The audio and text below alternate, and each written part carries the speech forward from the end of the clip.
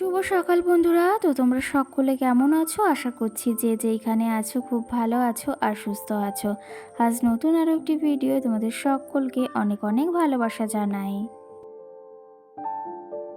আজ হলো মঙ্গলবার আর এখন কিন্তু ঘড়ি কাটাতে সময় হয়েছে ওই সকাল ৮টা মতো।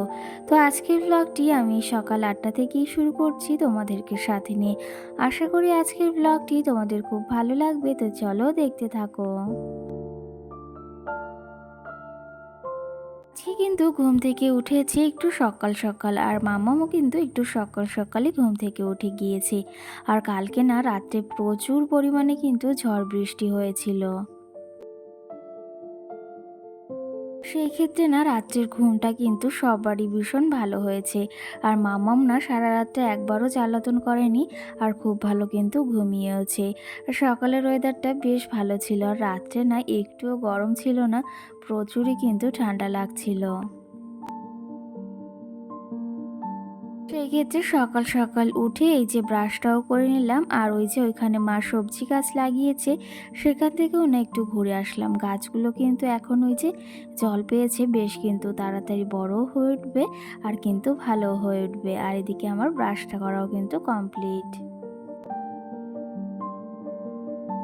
আর এইদিকে না এই যে সোজা চা খেয়ে চলে এসেছি মাঠে। আমি, বোন আর বোনের বর, মাম্মাম কিন্তু পেছনে রয়েছে। আর বোন ওই যে আগে আগে হেঁটে যাচ্ছে। কি জানো তো, কিছু পাট শাক নেব। ওই যে বাজার থেকে তোমাদের দাদাভাই পাট শাক আনে, যদিও ওইগুলো ভালো লাগে, কিন্তু এই যে নিজেদের গাছের জিনিস খেতেই কিন্তু বেশ ভালো লাগে। সেই জন্য ভাবলাম কটা পাট শাক নিয়ে যাব, যখন আজকে চলেই যাব সেই জন্য না কটা পাট শাকও নিতে এসেছি। কি জানো তো, পাট শাক না আমার ভীষণই ভালো লাগে, সেই জন্য ভাবলাম কিছুটা নিয়ে যাব। আর ওই যে যেহেতু ভাইও চলে গিয়েছে, আমি আর তোমাদের দাদা ভাই যেহেতু ওই খাবো, সেই ক্ষেত্রে ২ দিন ৩ দিনের জন্য কটা পাট শাক নিয়ে যাব। যেহেতু ভীষণই একটা পছন্দের খাবার, সেই জন্য কটা তুলে নিয়ে যাচ্ছি। আর আজকে না প্রচুর পরিমাণেই মাঠে হাওয়া দিচ্ছে, আর ওই যে রোদ হলেও কিন্তু গায়ে ওই রোদটা আবার লাগছে না। এইদিকে না এই কটাই পাট শাক এনেছি। পাট শাকগুলো কিন্তু ভীষণই কচি। সত্যি কথা কি জানো তো, ওই যে মানে একদম বয়স্ক পাট শাকগুলো একদমই ভালো লাগে না। সেই ক্ষেত্রে কচি কচি পাট শাকগুলো কিন্তু ভীষণই ভালো লাগে।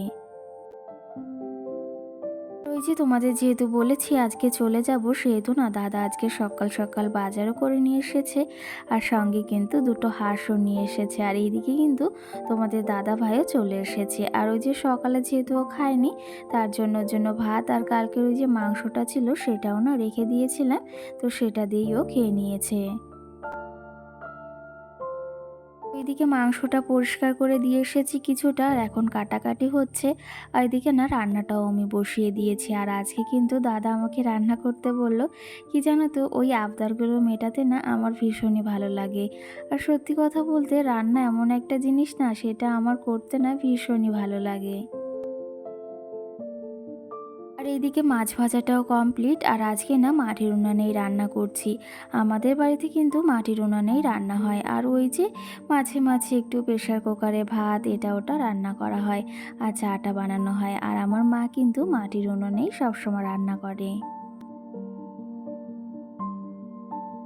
আর কি জানো তো, রান্না করার আগে মাম্মামকে স্নান করিয়ে খাইয়ে দিয়ে ঘুম পড়িয়ে দিয়েছিলাম, না হলে ওই যে একটু জ্বালাতনা করে। সেই ক্ষেত্রে দুপুরবেলা যেহেতু ঘুমায় সেহেতু ঘুম পড়িয়ে দিয়েছি।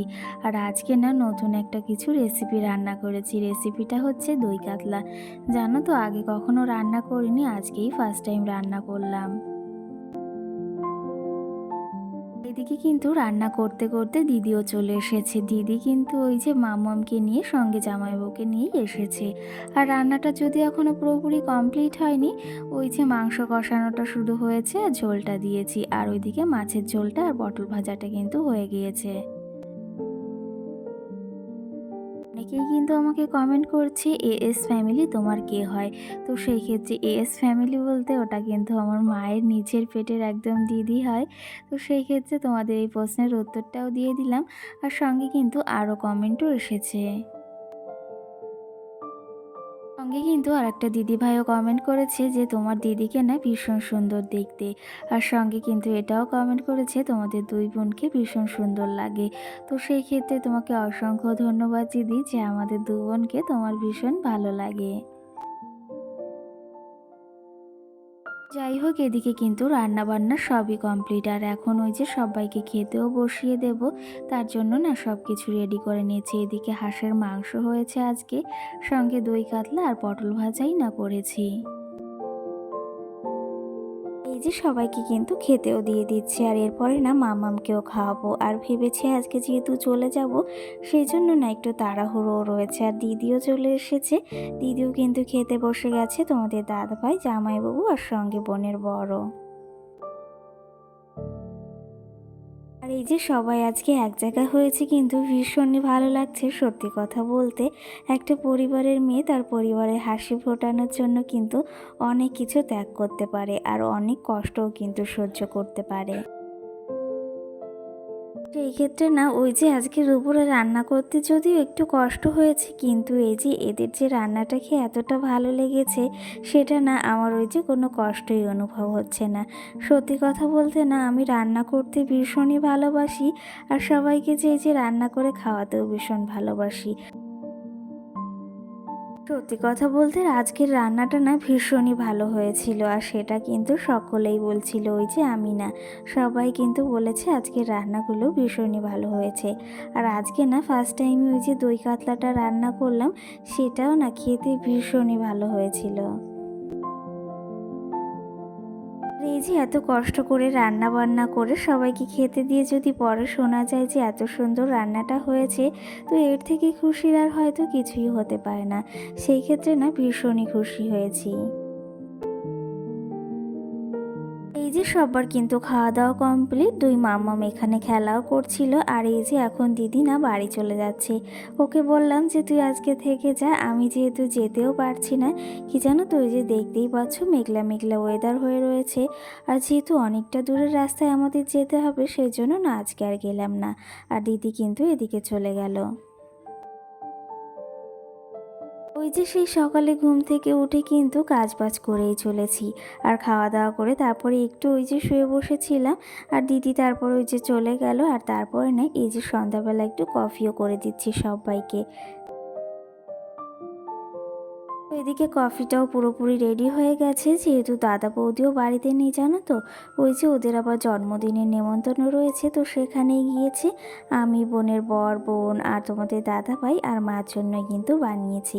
আর এদিকে কিন্তু সবাইকে কফিও এদিকে দিয়ে দিলাম। আর মামাকে বলছি তুমি কি খাবে, তো সেই জন্যই একটু কথা হচ্ছিল। তো চলো এখন মাকেও ঘরে কফিটা দিয়ে আসি।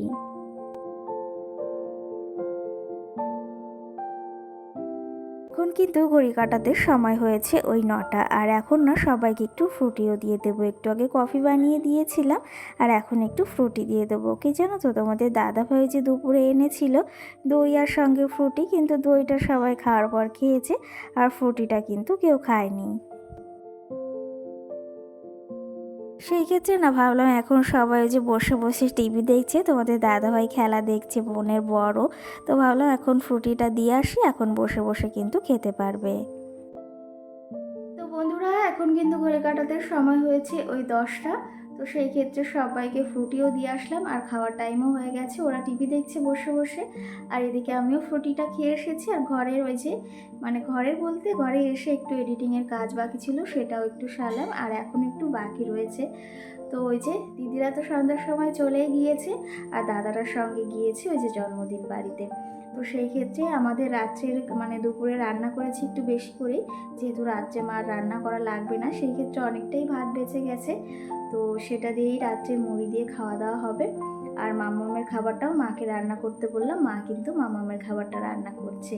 আর কালকে না সকাল সকালই বেরিয়ে পড়বো, আজকে যেহেতু বেরোনো হয়নি, প্রচণ্ড মেঘও করেছিল, সঙ্গে না একটু সন্ধ্যাও লেগে গিয়েছিল। আর আমাদের এই লাইনে না একটু মানে গাড়ির সমস্যা হয়, সেই ক্ষেত্রে না বেরোলাম না। আর ওই যে মামামও যেহেতু ছোট, সেই ক্ষেত্রে না ওই যে যদি ঝড় বৃষ্টি আসে, সেই ক্ষেত্রে একটু ভয়ের জন্যই বেরোলাম না। কালকে সকাল সকাল খাওয়া দাওয়া যদিও না করি, চা খেয়েই বেরিয়ে পড়বো। আর বোনের বোনও রয়েছে আমাদের জন্য, ওরাও গেল না। তো চলো, ব্লগটিও বেশি বড় করব না, আজকে ব্লগটি তোমাদের কেমন লেগেছে অবশ্যই কিন্তু কমেন্ট করে জানিও। তো আজকের মতো সকলকে টাটা, সকলে ভালো থেকো, সুস্থ থেকো, সকল বন্ধুদের টাটা, গুড নাইট।